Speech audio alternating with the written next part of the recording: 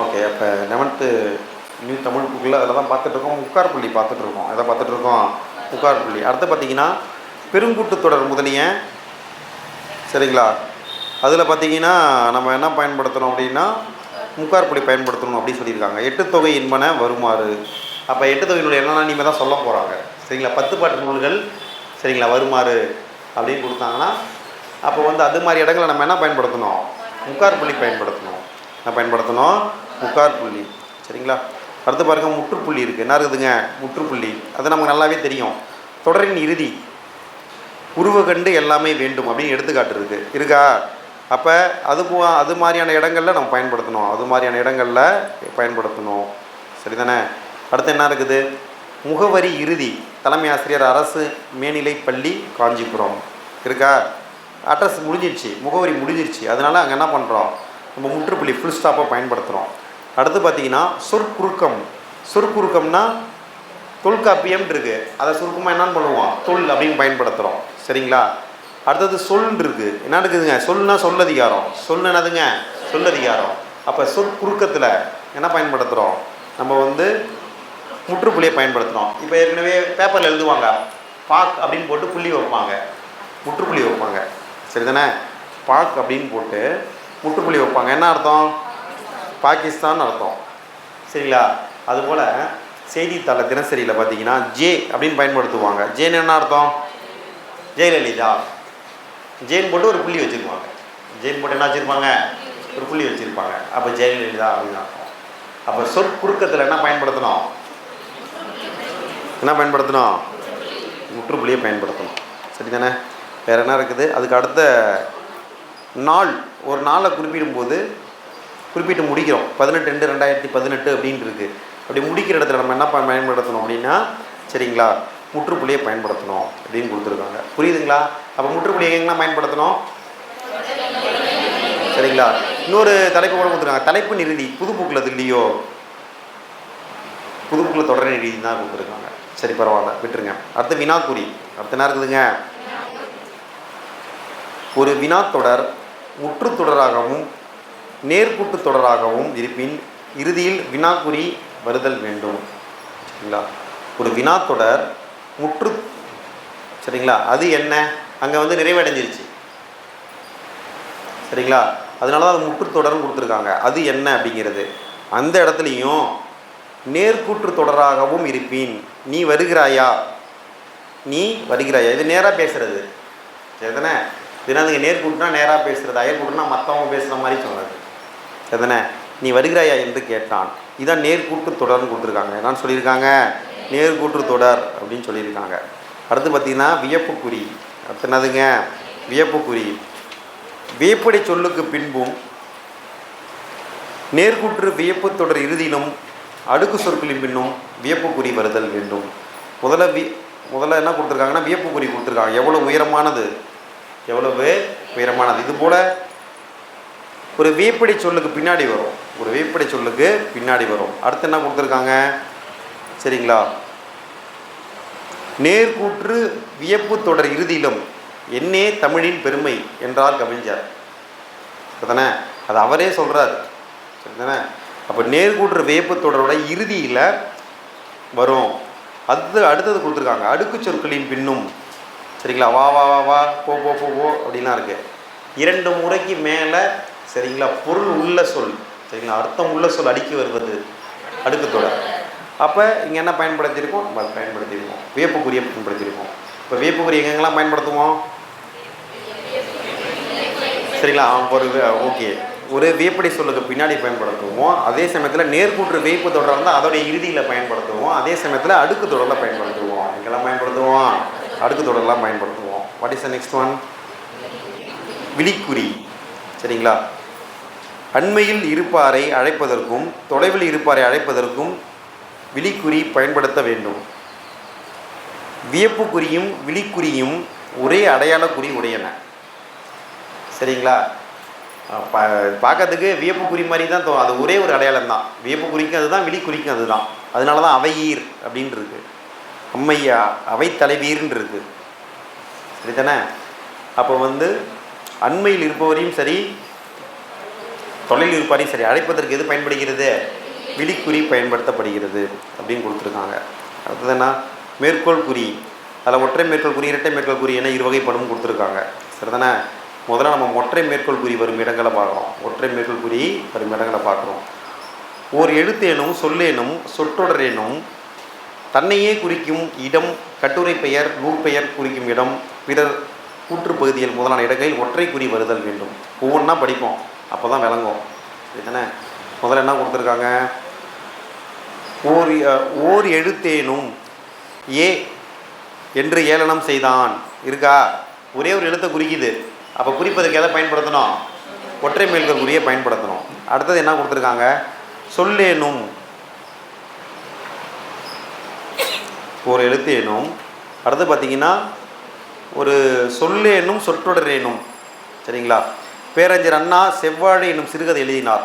சொற்றொடரேனும் தன்னையே குறிக்கும் இடம்பெயர், கட்டுரை பெயர், நூற்பெயர். ஒரு கட்டுரை பெயர் வந்தாலும் என்ன தான் பயன்படுத்தணும்? ஒற்றை மேற்கோள் குறி தான் பயன்படுத்தணும். நூல் பெயரை குறித்தாலும் என்ன தான் பயன்படுத்தணும்? ஒற்றை மேற்கோள் குறி தான் பயன்படுத்தணும். பிறர் கூற்று பகுதிகள் முதலான இடங்களில் ஒற்றை குறி வருதல் வேண்டும். சரிதானே? பேரறிஞர் அண்ணா செவ்வாழை என்னும் சிறுகதை எழுதினார். பேரறிஞர் அண்ணா செவ்வாழை என்னும் சிறுகதை எழுதினார். அப்போ அங்கே ஒற்றை மேற்கோள் குறி தான் பயன்படுத்தியிருக்காங்க. ஏற்கனவே மறைமலையடிகள் மரணத்திற்கு பின் மனிதர் நிலை, மரணத்திற்கு பின் மனிதர் நிலைன்னு ஒரு நூல் எழுதினார். மரணத்திற்கு பின் மனிதர் நிலை, மரணத்திற்கு பின் மறைந்து விடுவோம் அல்லவா? அதை ஞாபகம் வச்சுக்கிங்க. மரணத்திற்கு பின் மறைந்து விடுவோம், அதான் ஷார்ட்கட்டு. மறைந்து விடுவோம்னா மறைமலையடிகள். மறைந்து விடுவோம்னா என்ன அர்த்தம்? மறைமலையடிகள். சரிங்களா?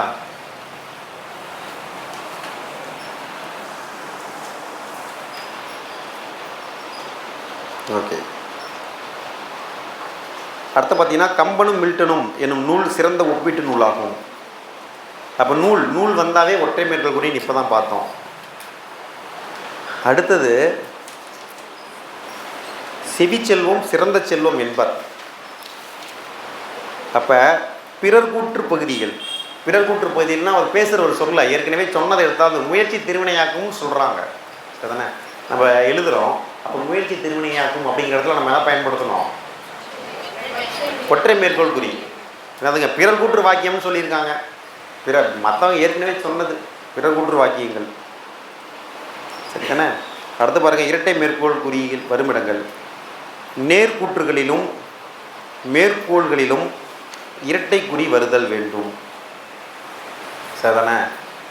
இப்போ பிறர் கூற்று வாக்கியம் ரொம்ப கவனமாக இருக்கணும். இந்த மேற்கோள் கூற்று இந்த இதில் ஒரு குழப்பம் வருது. சரிதானே? இங்கே என்ன கொடுத்துருக்காங்க? நான் படிக்கிறேன் என்றார், நான் படிக்கிறேன் என்றான் அப்படின்னு இருக்கு. வேற ஒருத்தர் சொன்னான் நான் படிக்கிறேன், நேர்கூற்றுகளிலும் நேர்கூற்றுகளிலும் மேற்கோள்களிலும் இரட்டை குறி வருதல் வேண்டும். நான் படிக்கிறேன், நான் அப்படின்னு வந்துருச்சு. நான் வந்துட்டாலே அது என்னதான்? நேர்கூற்று தான். அவன் சொன்னான், அது மாதிரிலாம் இருந்தால் அது என்னது? அயற்கூற்று. அப்போ பார்த்தீங்கன்னா நான் படிக்கிறேன்னு கொடுத்துருக்காங்க. என்னன்னு கொடுத்துருக்காங்க? நான் படிக்கிறேன் அப்படின்னு கொடுத்துருக்காங்க. அதனால் நான் படிக்கிறேன் என்றான் அப்படின்னு கொடுத்துருக்காங்க. அதனால் இரட்டை மேற்கோள் குறி பயன்படுத்தப்பட்டிருக்கு. அடுத்து பார்த்திங்கன்னா ஒழுக்கம் உடைமை குடிமை என்றார். சரிங்களா? ஒழுக்கம் உடைமை குடிமை என்றார். இது மேற்கோள் பயன்படுத்தும் போது நம்ம என்ன பண்ணோம்? இரட்டை குறி. சரிங்களா? ஏற்கனவே செவி செல்வம் சிறந்த செல்வம். சரிங்களா? அதுக்கும் ஏன் அதை பயன்படுத்தக்கூடாதுன்னு தெரியல. சரி, நிறுத்தற் குறிகள் எல்லாம் வெறும் அடையாளங்கள் அல்ல, அவையெல்லாம் பொருள் பொதிந்த அடிப்படையில் தோன்றியவை என்பதை மாணவர்கள் நன்கு அவற்றை பின்பற்றி பேசவும் எழுதவும் வேண்டும். இதெல்லாம் கொடுத்துருக்காங்க. சரிங்களா? வேறு என்ன இருக்குது? அடுத்து இன்னும் இருக்கா? ஓகே, ஒரு பாக்ஸ் இருக்குது. பழங்காலத்தில் பனை ஓடைகளிலோ கல்வெட்டுகளிலோ ஒரு பாடல் அல்லது உரைநடை பகுதியை எழுதி முடித்ததும் அதனை எழுதி முடித்தமைக்கு அடையாளமாக அதன் இறுதியில் சுழியம் இடுதல் அல்லது இணைக்கோடுகள் இடுதல். சரிங்களா? சுழியம் அப்படின்னா உங்களுக்கு தெரியும் 0, இணைக்கோடுகள்னால் 2 கோடுகள் அல்லது கோடிடுதல் 1 கோடு என்னும் வழக்கம் இருந்துள்ளது. ஏன்னா பழங்காலத்தில் பனை ஓடையில் எழுதியிருப்பாங்க. இது முடிஞ்சிச்சா முடியலையான்னு தெரியணும். கல்வெட்டு இருக்குது, அது முடிஞ்சுதான் முடியலையான்னு தெரியணும். சரி தானே? அதனால் பார்த்திங்கன்னா என்ன பண்ணுறாங்க? இது மாதிரிலாம் ஒன்று சுழியத்தை பயன்படுத்தியிருப்பாங்கன்னா எல்லாம் 2 இரட்டை கோடுகள் இணைக்கோடுகள் பயன்படுத்தியிருப்பாங்க, எல்லாம் கோடிடுதலை பயன்படுத்தியிருப்பாங்க. சரிங்களா? எனினும் பல்வேறு வகையான நிறுத்தற் குறிகளை நமக்கு அறிமுகப்படுத்தி எவ்விடங்களில் அவற்றை பயன்படுத்த வேண்டுமென விளக்கியவர்கள் ஐரோப்பியர்களே ஆவர். இருந்தாலும் நம்ம இந்த குறியீடுகள்லாம் நிறைய நம்ம யார்ட்ட வந்து கற்றுக்கிட்டோம், ஐரோப்பியிலேருந்து கற்றுக்கிட்டோம். தமிழர்கள் பயன்படுத்திருக்காங்க. சுழியத்தை பயன்படுத்தினாங்க, இணைக்கோடை பயன்படுத்தினாங்க, சரி தானே, ஒற்றைக்கோடை பயன்படுத்தினாங்க. சரி, இதெல்லாம் நம்ம ஐரோப்பியில தான் நிறையா கற்றுக்கிட்டோம் அப்படின்னு சொல்லியிருக்காங்க. தமிழ் மொழியின் இலக்கண நெறிகளுக்கு ஏற்ப அவற்றை பயன்படுத்தி சொற்றொடர்களை பிரித்து பொருளை தெளிவாக புரிந்து கொள்ள வேண்டும் அப்படின்னு கொடுத்துருக்காங்க. சரிதானே? சங்கரதாஸ் சுவாமிகளை பற்றி கொடுத்துருக்காங்க. அவரை பற்றி ரொம்ப முக்கியமான பாயிண்ட். அதில் தமிழ் நாடக தலைமை ஆசிரியர் அப்படின்னு இருக்குது. நான் இருக்குங்க, தமிழ் நாடக தலைமை ஆசிரியர்ன்றது. அதை குறிச்சிங்க. தமிழ் நாடக கடைசி வரியில் இருக்குது. அவரை பற்றி தலைப்பில் கடைசி வரியில் இருக்குது. தேடக்கூடாது, கடைசி வரின்னு சொல்லிட்டேன். சரி, ஓகே, கடைசி வரியில் இருக்குது. குறிச்சாச்சா? என்ன குறிச்சிங்க? தமிழ் நாடக தலைமை ஆசிரியர். தமிழ் நாடக தலைமை ஆசிரியர், அதை மட்டும் எல்லாம் ஞாபகம் வச்சுக்கிங்க. அவர் தான் ஹெச்எம் அப்படின்னு ஞாபகம் வச்சுக்கிங்க. சரிதானே? ரைட்டு. அடுத்தது என்ன இருக்கு?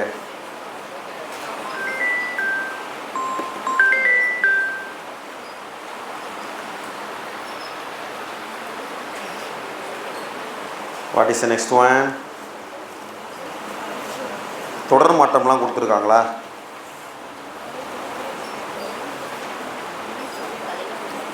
சொல் அதிபம் இருக்கா? நுண்கலைகள், ஃபைன் ஆர்ட்ஸ். நுண்கலைகள், ஃபைன் ஆர்ட்ஸ். ஆவணப்படம், டாக்குமெண்ட்ரி. கல்வெட்டு, இன்ஸ்கிரிப்ஷன் அல்லது எபிகிராஃபி. தானிய கிடங்கு, கிரெயின் வேர்ஹவுஸ். பேரழிவு, டிசாஸ்டர். தொன்மம், மைக். சரிதானே? அந்த அறிவை விரிவு செய்வோம். கேட்க வாய்ப்பு விரிவு ஜஸ்ட் பார்த்து வச்சிங்க. சிவானந்த நடனம், ஆனந்த குமாரசாமி.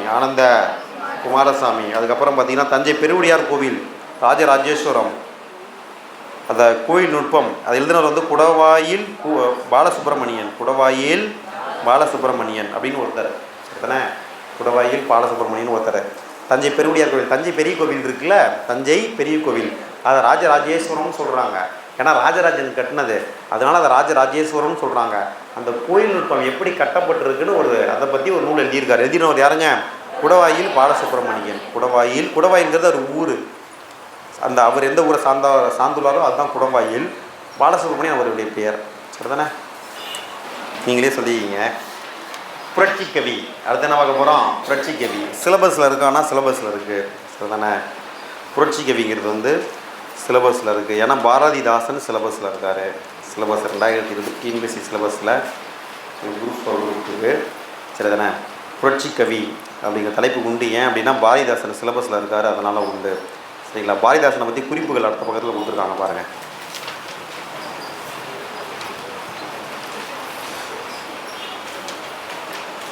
சரி,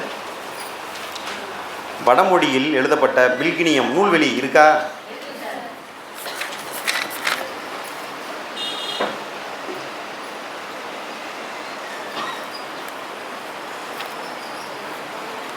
சரிங்களா? வடமொழியில் எழுதப்பட்ட பில்கினியம். சரிங்களா? வில்கணியம் என்ற காவியத்தை தழுவி தமிழில் பாரதிதாசனால் 1937 எழுதப்பட்டது புரட்சி கவி. இதனை யாரால் எழுதப்பட்டது? பாரதிதாசனால். யாரால் எழுதப்பட்டது? பாரதிதாசனால் எழுதப்பட்டது. எப்போது எழுதப்பட்டது? 1937 எழுதப்பட்டது. இதேமாரி கேள்வியெல்லாம் கேட்கலாம். புரட்சி கவி பாரதிதாசன் தான் எழுதினார்னு ஊர் உலகத்துக்கே தெரியும். ஆனால் எந்த ஆண்டு எழுதினார்? 1937. எப்போ இந்தியாவுக்கு சுதந்திரம் கிடைத்தது? 1947 கிடைத்தது. இவர் 1937 எழுதியிருக்காரு. எப்போ எழுதியிருக்காரு? 1937 எழுதியிருக்கார். பாரதியின் மீது கொண்ட பற்றின் காரணமாக கனக சுப்புரத்தினம் என்னும் தம் பெயரை பாரதிதாசன் என்று மாற்றிக்கொண்டார். நல்லா தெரியும், ஊர் உலகத்துக்கே தெரியும். கனக சுப்புரத்தினம்னா அவனை ஏற்பெயர் இருந்தாலும் பாரதியின் மீது கொண்ட பற்றின் காரணமாக என்ன மாற்றிக்கிட்டாரு? பாரதிதாசன் அப்படின்னு மாற்றிக்கிட்டாரு. மொழி, இனம், குடியாட்சி உரிமைகள் ஆகியவை பற்றி தம் பாடலில் உறக்க வெளிப்படுத்தியமையால் புரட்சி கவிஞர் என்றும் பாவேந்தர் என்றும் அழைக்கப்பட்டார். சரிங்களா? தன்னுடைய மொழியை பற்றி, மொழிக்காக எழுதினார், இனத்துக்காக எழுதினார். சரிங்களா? குடியாட்சி உரிமைகள் பற்றி எழுதினார். சரிங்களா? அதனால் இவர் எவர் அழைக்கப்படுகிறார்? புரட்சி கவிஞர்னு அழைக்கப்படுகிறார். பாவேந்தர்னு அழைக்கப்படுகிறார். எவர் அழைக்கப்படுகிறார்? பாவேந்தர் அப்படின்னு அழைக்கப்படுகிறார். சரிதானே? என்றும் அழைக்கப்பட்டார். பிரெஞ்சு மொழியில் அமைந்த தொழிலாளர் நலச்சட்டத்தை தமிழ் வடிவில் தந்தவர். இவர் பிரெஞ்சுக்காரர்களின் ஆட்சிக்கு உட்பட்டிருந்த புதுச்சேரி பகுதியை சேர்ந்தவர் தான் அவர். சரிதானே? புதுச்சேரி பகுதியை சேர்ந்தவர் தான் இவர். சரிங்களா? அதே வில்வனூரில் யார் பிறந்திருப்பா? வில்லியனூரில் யாருங்க? வாணிதாசன். இவருடைய மாணாக்கர் தான் வரும். சரிதானே? அவர் வாணிதாசன். சரிங்களா? பாரதிதாசன் புதுச்சேரியில் தான் உங்களுக்கு பிறந்தார். அதனால் இவர் என்ன பண்ணியிருந்திருக்காருன்னா, பிரெஞ்சு மொழியில் அமைந்த தொழிலாளர் நல சட்டத்தினை வந்து தமிழ் வடிவில் தந்தவர்னு கொடுத்துருக்காங்க. இவர் எழுதுகிற நூல்கள்லாம் பாருங்கள், அப்படியே எல்லாமே வாசிங்க. குடும்ப விளக்கு, பாண்டியன் பரிசு, இருண்ட வீடு, சேரத்தாண்டவம் ஆகிய காப்பியங்களை எழுதியிருக்காரு. சரிதானே? காப்பியங்களையும் எண்ணற்ற பாடல்களையும் இயற்றியவர். இன்னொரு வாசிங்க. குடும்ப விளக்கு, பாண்டியன் பரிசு, இருண்ட வீடு, சேரதாண்டவம். சரிங்களா? ஆகிய காப்பியங்களையும் எண்ணற்ற பாடல்களையும் இயற்றியவர். குயில் என்னும் இலக்கிய இதழை நடத்தியுள்ளார். எக்ஸாமில் கேட்டது. சரிங்களா? குயில் அப்படிங்கிற இலக்கிய இதழை நடத்தியவர் யார் அப்படின்னு கேட்டாங்க. யாருங்க? பாரதிதாசன். குயில் பாட்டுனா பாரதியார். குயில் பாட்டுனா அது நூல். சரிங்களா? இது இதழ்னா இப்போ தினமும் வரும், இல்லை வாரம் வரும், இல்லை மாதம் வரும். சரிதானே? அதுக்கு பேர் தான் இதழ். சரிதானே? 4 இதழ், வார இதழ், மாத இதழ். சரிங்களா? அதுபோல் அரை ஆண்டுக்கு ஒரு முறை, கால் ஆண்டுக்கு ஒரு முறை, 3 மாதத்துக்கு ஒரு முறைலாம் வருவதெல்லாம் உண்டு. சரிதானேங்க? அப்போ குயில் அப்படிங்கிற இலக்கிய இதழை நடத்தியுள்ளார். இவருடைய பிசிராந்தியார் அப்படிங்கிற நாடகத்துக்காக சாகித்ய அகாடமி விருது வழங்கப்பட்டது. எப்போ? 1969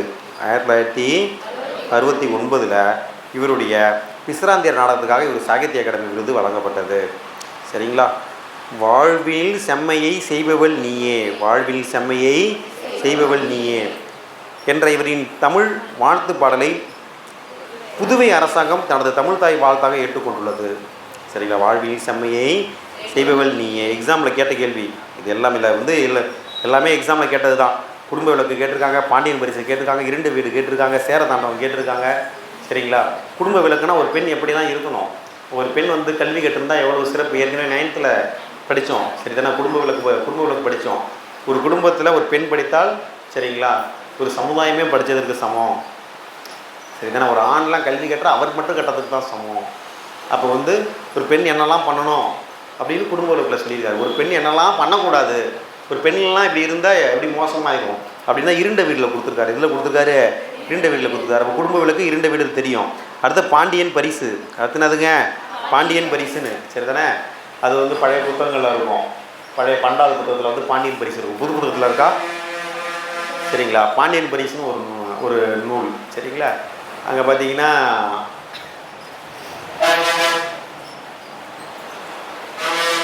ஒரு பெட்டி இருக்கும். சரிங்களா? அது ரொம்ப முக்கியமானது.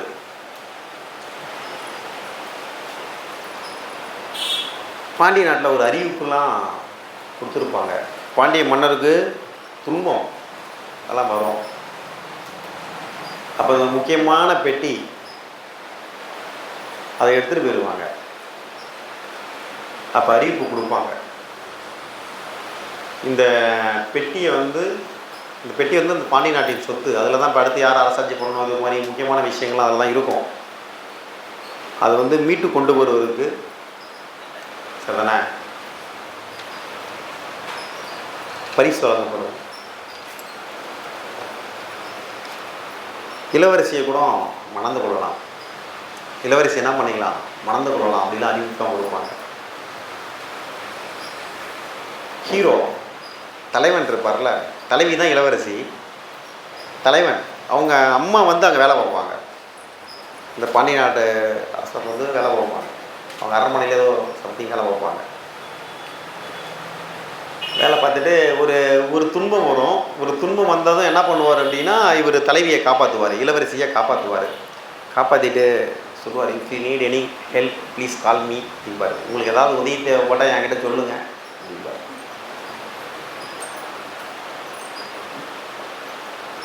உங்களுக்கு ஏதாவது உதவி தேவைப்பட்டால் என்கிட்ட சொல்லுங்கள். பெண்கள்லாம் அப்படியே கொஞ்சம் வடிவாங்கள்ல ஆண்கள். சரிங்களா? அது போல் வந்து தலைவன் என்ன பண்ணியிருக்காரு, தலைவிக்கிட்ட வந்து எதாவது வேணும்னா சொல்லுங்கள் அப்படின்ட்டு இருக்காரு. உடனே வந்து தலைவி அசிங்கப்படுத்துவாங்க. பாண்டிய நாட்டோட முக்கியமான பெட்டி வந்து திரும்ப யார் அவங்க மீட்கணும், அது ரொம்ப முக்கியமானது அப்படின்னு சொல்லியிருந்துருக்காங்க. சரிதானே? அப்படி மீட்டு தருவருக்கு வந்து இளவரசியை மனம் முடித்து கொள்ளலாம்னு சொல்லியிருந்துருக்காங்க. இதையெல்லாம் காதில் வாங்காமல் இத்தனை நாள் முயற்சி பண்ணாமல் நீ என்ன பண்ணீங்க? இதெல்லாம் உன் காதில் விழுவியா? நீ முயற்சி பண்ணலையே அப்படின்னு சொல்லிட்டு என்ன பண்ணுவாங்க? அவங்க தலைவன்ட்ட சொல்லுவாங்க. சரிங்களா? அதுதான் பாண்டியன் பரிசு. அதுதான் அதுங்க பாண்டியன் பரிசு. அதோடைய சுருக்கம் இது தான். இவ்வளோ கதை எதுக்கு சொல்கிறோம்? எக்ஸாமில் பாண்டியன் பரிசு எழுதியவர் யாருன்னு கேட்பாங்க. பாரதிதாசன். யாருங்க? பாரதிதாசன். பாரதிதாசன். அடுத்து சேரத்தாண்டவம். அடுத்து என்னதுங்க? சேரத்தாண்டவம்னு ஒரு நூல். சரிதானே? இப்படி நிறைய நூல்கள் அங்கே 6லேருந்து 12 வரைக்கும் பாரதிதாசனை பற்றி இல்லாத நூலே கிடையாது, புக்கே கிடையாது. சரிங்களா? இதெல்லாம் முக்கியம். What is the next one? மேலே சில மொழிபெயர்ப்பு தமிழ்லேருந்து பிற மொழிக்கு மொழிபெயர்க்கப்பட்ட நூல்கள்லாம் கொடுத்துருக்காங்க. என்னை பொறுத்த வரைக்கும் இதெல்லாம் கேள்விலாம் கேட்க மாட்டாங்க, இருந்தாலும் வேகமாக ஒரு முறை வாசிச்சு வரேன். AK Ramanujan love poem from classical Tamil anthology அவர் எழுதியிருக்காரு. சங்க இலக்கிய மொழிபெயர்ப்பு. அப்போ இம்பார்ட்டன்ஸ் சிம்பல் போட்டுருங்க. நான் இப்போ தான் கேட்க மாட்டாங்கங்கிறீங்க, அப்படி இம்பார்ட்டன்ஸ் சிம்பல் போட்டுக்கிறீங்க. ஏன்னா சிலபஸ் என்ன கொடுத்துருக்காங்க? சங்க இலக்கியம் முதல் இக்கால இலக்கியம் வரை கொடுத்துருக்காங்களா? புறநானூற்றை மொழிபெயர்த்தவர்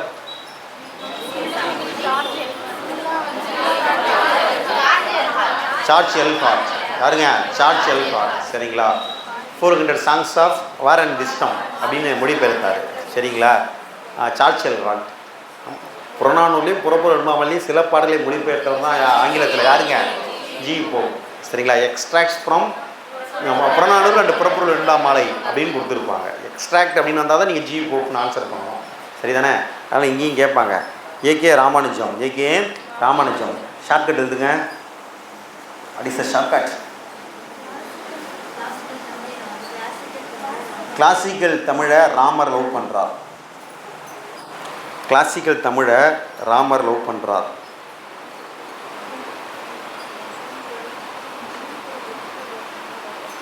கிளாசிக்கல் தமிழை என்ன பண்ணுறாரு?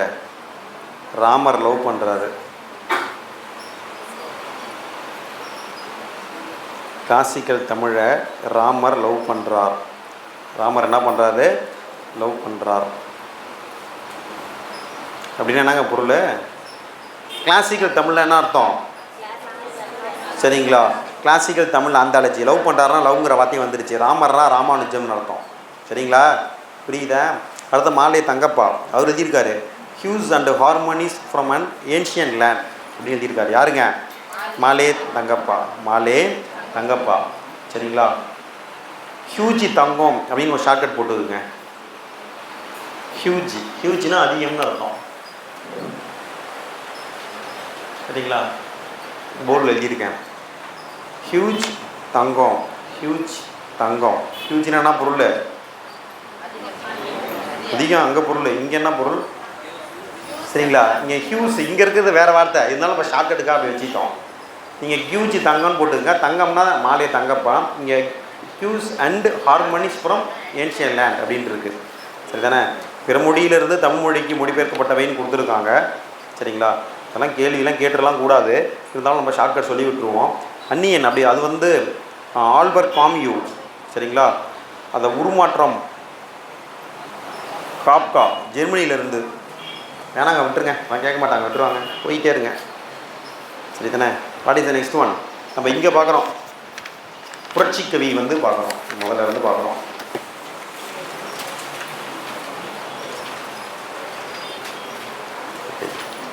மக்களாட்சிக்கு முன்பு வரை சட்டம், நிர்வாகம், நீதி ஆகியவை அரசியலுமே குவிந்திருந்தன. இங்கெல்லாம் நல்லா வாசிக்கணும். நிர்வாகம் அப்படின்ட்டு இருக்கு. ரூ போட்டிருக்காங்களா? இருக்கா இல்லையா? அதுதான் சரியான தமிழ் சொல். இப்போ நிர்வாகத்துக்கு ரூ போடணும். நிர்வாகத்துக்கு என்ன போடணும்? ரூ பயன்படுத்தணும். சரிதானே? நம்ம நிர்வாகம் போடுவாங்க, அது தவறு. இதேமாரியில் தான் எக்ஸாமில் கேட்பாங்க. பிழையிட்ட சொல்லை தேர்ந்தெடுத்தால் இந்த சொல் இருந்துச்சுன்னா நீங்கள் அதை தேர்ந்தெடுத்துக்கணும். அப்போ நீதி ஆகியவையும் அரசியலுமே குவிந்திருந்தன. நம்ம இந்தியாவில் நமக்கு தெரியும், 1947 ஆகஸ்ட் 15 தான் இந்தியா சுதந்திரம் பெற்றது. 1950 ஜனவரி 26 தான் இந்தியா குடியரசு ஆனது. சரிங்களா? அப்புறம் தான் சட்டங்கள்லாம் வகுத்தோம், யார் யாருக்கு என்ன சட்டம் அப்படின்னு. ஆனால் இதுக்கு முன்னாடிலாம் வந்து மன்னர்கிட்ட தான் எல்லா உரிமைகளும் இருந்துச்சு. சரிங்களா? அப்போ சட்டம், நிர்வாகம், நீதி எல்லாமே அவர்கிட்ட தான் இருந்துச்சு. அவர் தான் தீர்ப்புலாம் வழங்குவார், வழக்கெல்லாம் விசாரிச்சு. சரிதானே? இதெல்லாம் பார்த்துருக்கோம். இந்நிலை சிறிது சிறிதாக மக்கள் புரட்சியால் மாற்றப்பட்டு தற்பொழுது மக்களாட்சி முறை பல்வேறு நாடுகளில் மலர்ந்துள்ளது. எல்லா அதிகாரமும் ஒரு இடத்துல குவிந்திருக்கக்கூடாது. குவிந்திருந்தால் தப்பாயிடும். குவிந்திருந்தால் என்ன ஆயிடும்? தப்பாகவும் வாய்ப்பு உள்ளது, தவறாக ஆகவும் வாய்ப்பு உள்ளதுன்னு அதிகாரம் அதிகமாக நான் சொல்கிறத கேளு அப்படின்னு போயிட்டே இருப்பாங்க. சரிங்களா? அங்கே வந்து பேச முடியாது, எது சரி எது தவறு அப்படின்னு விவாதிக்க முடியாது. சில விஷயங்களில் மேல்முறையீடுலாம் இருக்க முடியாது. சரிங்களா? நான் இங்கே பாடுற நேரத்தில் என்ன கவனிங்க. சரிங்களா? 1000 பேர் வருவாங்க, 1000 பேர் போவாங்க, அவங்கள கவனிக்காதீங்க. சரி தானே? ரைட்டு. What you say? அப்போ தவறாக போகவும் வாய்ப்பு இருக்குது. அதிகார குவியல் வந்து எப்போதுமே ஆபத்து. சரி தானே? அப்போ அரசியலுமே குவிந்திருந்தாங்க. இதெல்லாம் சிறிது சிறிதாக மக்கள் புரட்சியால் மாற்றப்பட்டு தற்பொழுது மக்களாட்சி முறை பல்வேறு நாடுகளில் மலர்ந்துள்ளது. சுதந்திரம், சமத்துவம், சகோதரத்துவம் ஆகியன மக்களாட்சியின் அடிப்படை கூறுகள். என்னென்னலாங்க? சுதந்திரம், சமத்துவம், சகோதரத்துவம், இதெல்லாம் மக்களாட்சியுடைய அடிப்படை கூறுகள். மக்களாட்சி சிந்தனைகளை பரப்பியதில் இலக்கியத்திற்கும் பெரும் பங்கு உண்டு. அரசு என்பது மக்களுக்கானதே என்று காலந்தோறும் இலக்கிய வடிவங்களின் மூலம் கவிஞர்கள் வலியுறுத்தி வருகின்றனர். சரிங்களா? மக்களாட்சி யாருக்கானது? மக்களுக்கானது. மக்களால் மக்களே மக்களுக்காக ஆளப்படும் ஆட்சி மக்களாட்சி. சொன்னவர் யாருங்க? Abraham Lincoln. யாருங்க? ஆபிரகாம். மக்களுக்கு என்ன தேவையோ, சரிங்களா, நான் எதை நடத்தணும், உங்களுக்கு என்ன தேவையோ நடத்தணும். சரிங்களா? நான் யாருடைய கருத்து கேட்கணும்? உங்களுடைய கருத்தை தான் நான் கேட்கணும். இப்போ போன தடவை எப்போ வகுப்பு வச்சுக்கலாம், காலையிலையா மாலையிலையா அப்படின்னு கேட்டோம். சரி தானே? எதுக்காக கேட்டோம்? நானே முடிவு எடுத்துட்டா சரியாக இருக்காது. சரி, உங்களுடைய கருத்து, உங்களுக்கான வகுப்பு, உங்களுக்கு கன்வீனியன்ட் டைமு நான் நடத்தணும். சரி தானே? புரியுது தானே?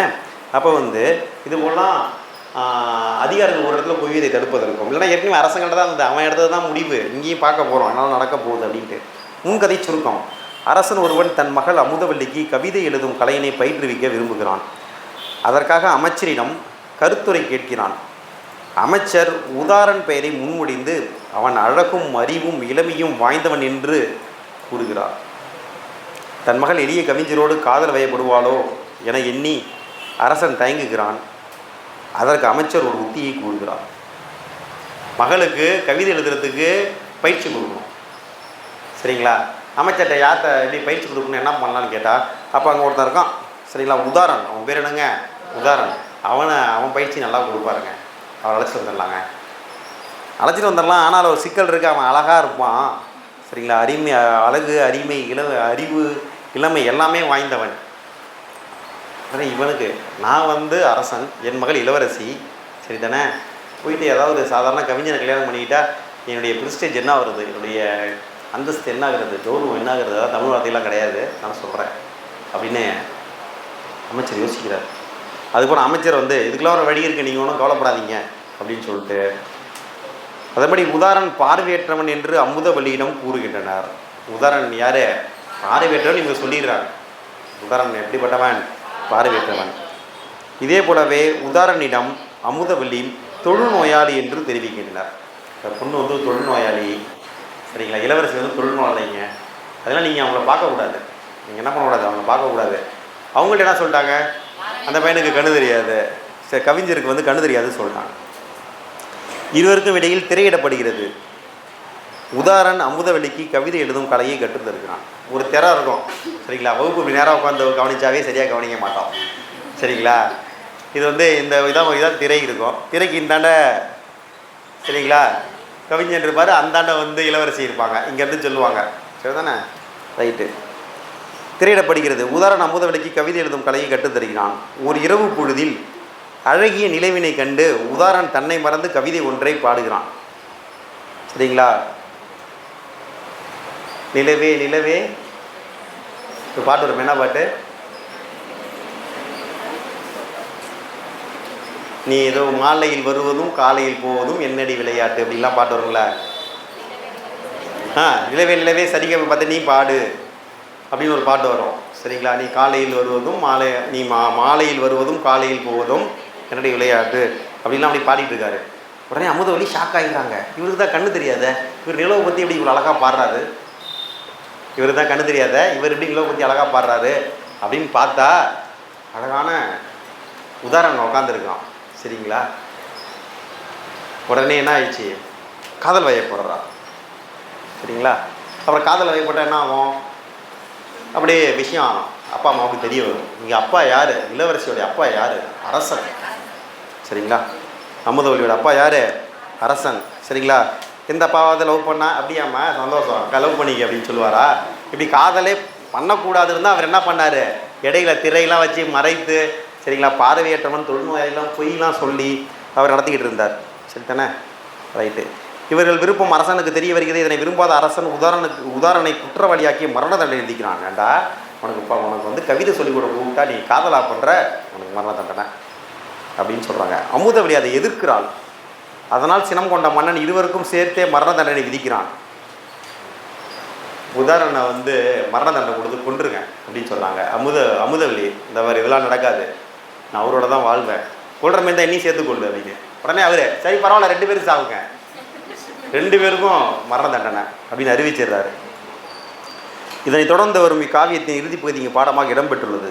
பாவகை கொடுத்துருக்காங்க. என்சீர் கடிநடி ஆசிரியர் விருத்தம் அப்படின்னாங்க 8 சீர் இருக்குங்க. இல்லை பாருங்கள், முதல் வரி வருது, அடுத்த வரியில் வந்து கொஞ்சம் தள்ளி ஆரம்பிச்சிருக்கு. அப்போ வந்து 8 சீர் இருக்குன்னு அர்த்தம். காதலனை கொடைகளத்து கணுப்ப கண்டும் கண்ணி என்னை மன்னிக்க கேட்டுக்கொண்ட நீதி நின்று மந்திரியே. சரிங்களா? காதலனை வந்து அவனை கொன்றுவாங்க. உடனே மந்திரி சொல்கிறாரு, ஐம் சாரிம்மா, இளவரசிக்கிட்ட ஐம் சாரி அப்படிங்கிறாரு. கண்ணி என்னை மன்னிக்க கேட்டுக்கொண்ட நீதி நின்று மந்திரியை, மந்திரி அமைச்சர் சொல்கிறாரு, அவனை வந்து என்ன பண்ணுவாங்க, கொல்லுன்னு சொல்லிட்டாங்க.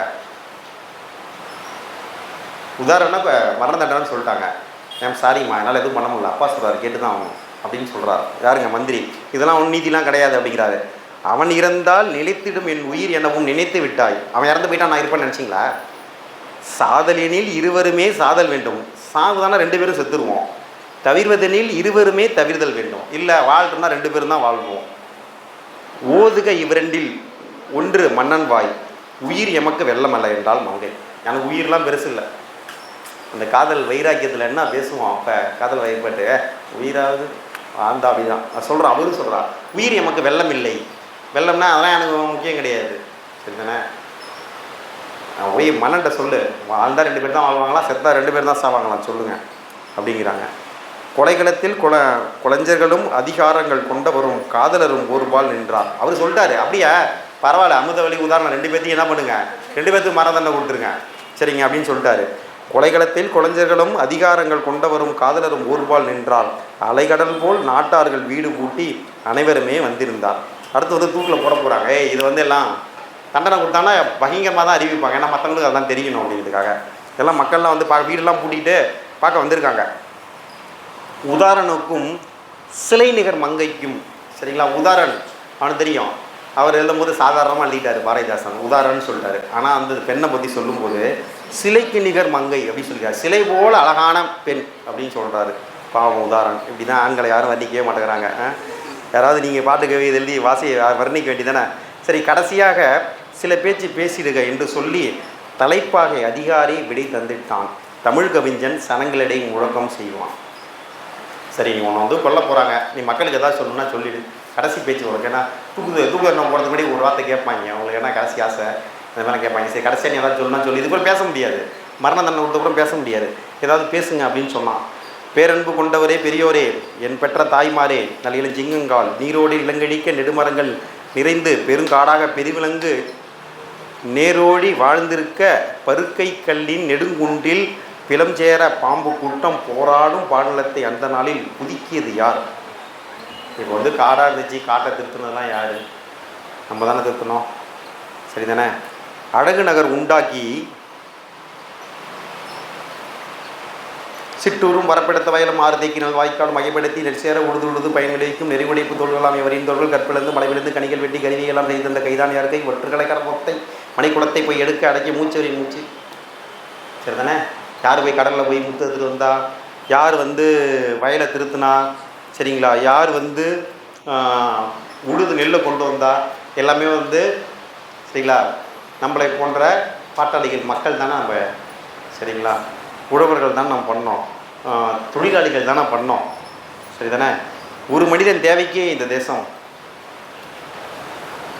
நம்ம தானே இவ்வளோ கஷ்டப்பட்டு எல்லோரும் கொண்டாந்துறோம், உருவாக்கணும். அந்த அழகிய நகரை கட்டுனது கூட யார்? நம்ம தானே. அதுக்கு பொருளை கொடுத்துருப்பாரு, அந்த வேலையெல்லாம் செய்தது யார்? சில பேர் சொல்லுவாங்க தாஜ்மஹாலை கட்டியது யாருன்னா கொத்தனார் அப்படிம்பாங்க. சரிதானே? கொத்தனார் தானே கட்டினாரு அப்படிம்பாங்க. அதுதானே? அப்போ இந்த ஒரு மனிதனுடைய தேவைக்கு தான் அந்த தேசமா? அரசனுக்கும் எனக்கும் ஒரு வழக்கு உண்டாக அவ்வழக்கை பொதுமக்கள் தீர்ப்பதே தான் சரியென்றேன், ஒப்பவில்லை.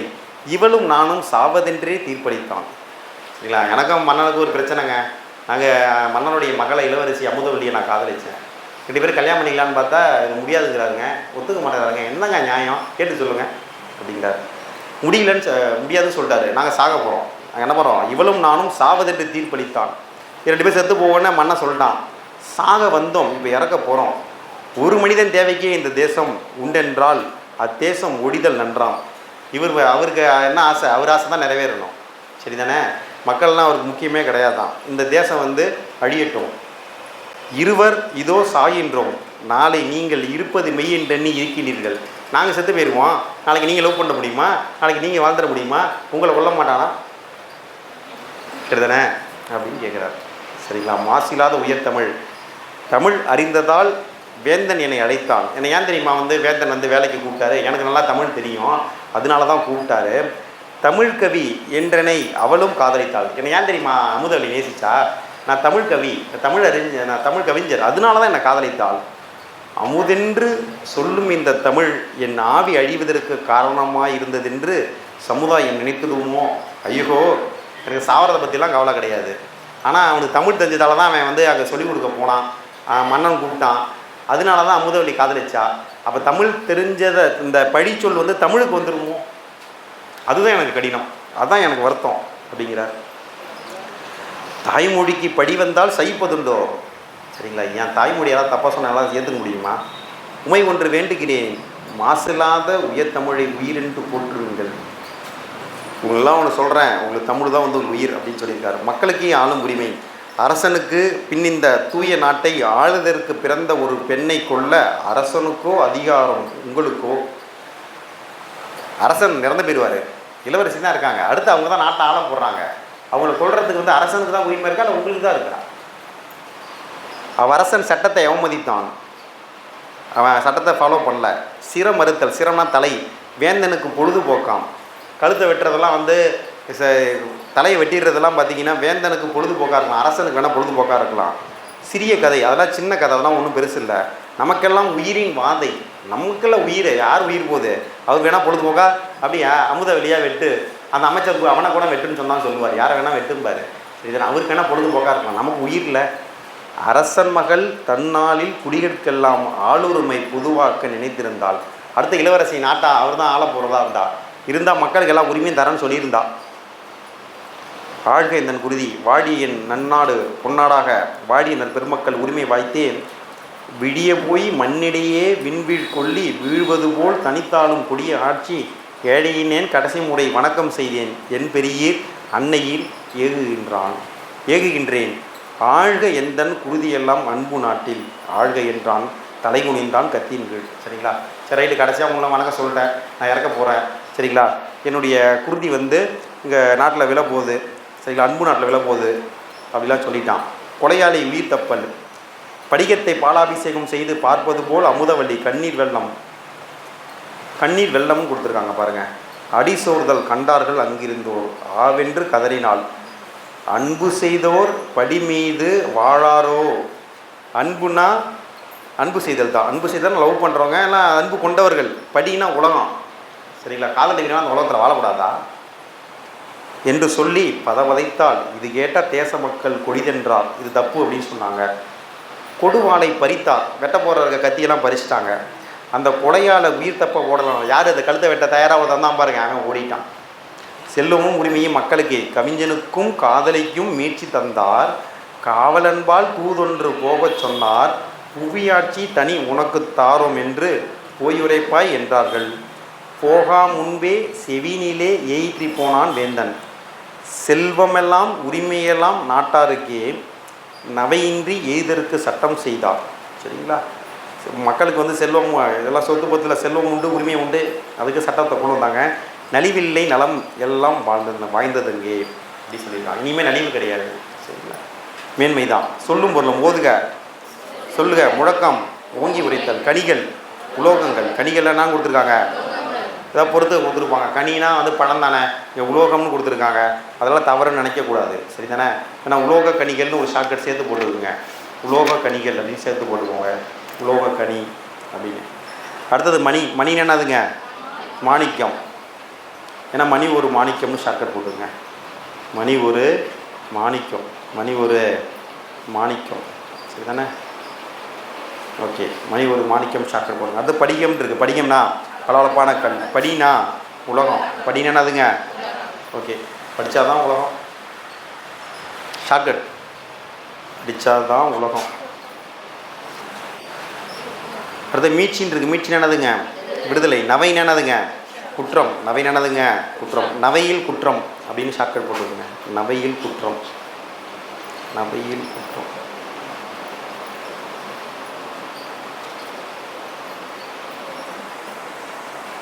சரி தானே?